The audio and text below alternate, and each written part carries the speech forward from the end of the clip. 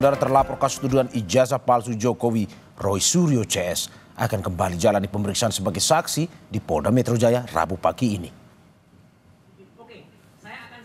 Pemeriksaan akan dilakukan kepada Roy Suryo, Rizal Fadilah, dan Kurnia Trirayani sebagai saksi terlapor. Pekan lalu, Roy Suryo seharusnya dijadwalkan untuk diperiksa. Namun, dia meminta penundaan dengan alasan urusan lain. Kasus tuduhan ijazah palsu yang dilaporkan Jokowi ke Polda Metro Jaya sudah naik ke tahap penyidikan. Namun, belum ada tersangka yang ditetapkan. Dan dalam hal ini, yang bersangkutan terkait dengan penelitian ijazah palsu secara kesatria sudah memenuhi dan akan hadir lagi besok adalah pemeriksaan Pak Roy Suryo, Bung Rizal Fadilah, dan Kurnia Trirayani. Bahkan seorang advokat pun bisa ditarik dalam perkara ini. Nah, pesan dari kami, kita harus terus menyuarakan masalah ini dan terima kasih rekan-rekan media. Selasa kemarin, polisi periksa 3 orang saksi terkait kasus dugaan ijazah palsu Presiden ke-7 Republik Indonesia Joko Widodo di Polda Metro Jaya. 3 orang tersebut adalah aktivis Koalisi Nasional Perempuan Indonesia atau KNPRI, Meriati, jurnalis dari Satu Indonesia Arief Nugroho, dan YouTuber Sunarto. Salah satu saksi Meriati bilang ia tidak mengetahui alasan dirinya dipanggil oleh Polda Metro Jaya. Namun ia menyebut kasus ini telah menimbulkan kegaduhan di Indonesia. Kami sebagai emak-emak ya, yang hari ini ikut terseret merasakan bahwa hal ini sebenarnya sangat-sangat simpel untuk penyelesaiannya. Tapi memang sengaja untuk diperlama.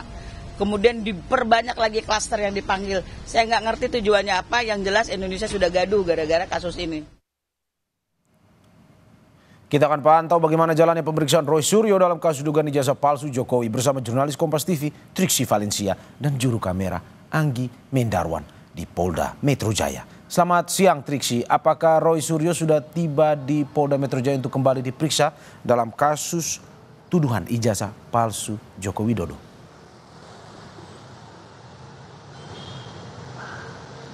Selamat pagi Mario dan juga saudara, kalau sampai saat ini memang kedatangan dari Roy Suryo, kemudian juga ada dari Kurnia Trirayani, serta Rizal Fadilah selaku Wakil Ketua Tim Pembela Ulama dan aktivis belum tiba di Polda Metro Jaya.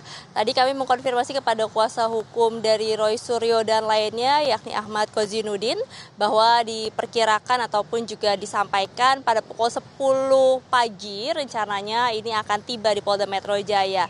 Karena memang kalau kita melihat dari agenda ataupun juga undangan yang diberikan kepada ketiganya dijadwalkan untuk diperiksa pada pukul 10 pagi di Polda Metro Jaya ataupun juga di Diskrimum Polda Metro Jaya yang saat ini kami juga sedang menanti kedatangannya.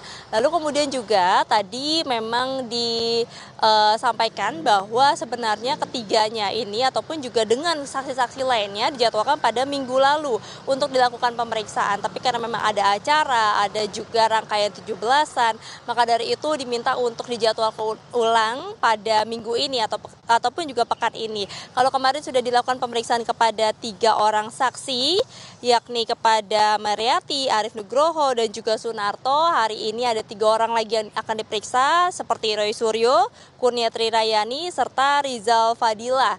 Nah, sebenarnya ada 4 orang lagi yang kemudian dijadwalkan ini, tapi masih belum disampaikan kapan kemudian mereka akan dijadwalkan untuk dilakukan pemeriksaan, yakni kepada Nurdian Syah Susilo, Mikael Benyamin Sinaga, Rustam Effendi, dan juga Rismon Sianipar. Dan tadi kami juga sempat bertanya terkait dengan ketiga saksi yang hari ini akan dilakukan pemeriksaan, apakah kemudian mereka membawa barang-barang bukti yang baru ataupun juga berkas-berkas yang nanti akan disampaikan kepada penyidik dari Polda Metro Jaya. Dikatakan memang tidak ada, nampaknya yang akan dibawa, tapi tentu saja mereka bertiga ini mengkonfirmasi akan hadir untuk memberikan keterangan ataupun juga klarifikasi pada pagi ini di Polda Metro Jaya kepada penyidik. Mario. Oke, sebelumnya Roy Suryo, Triksi, ini sudah diperiksa. Lalu apa yang kali ini akan didalami di pemeriksaan di Polda?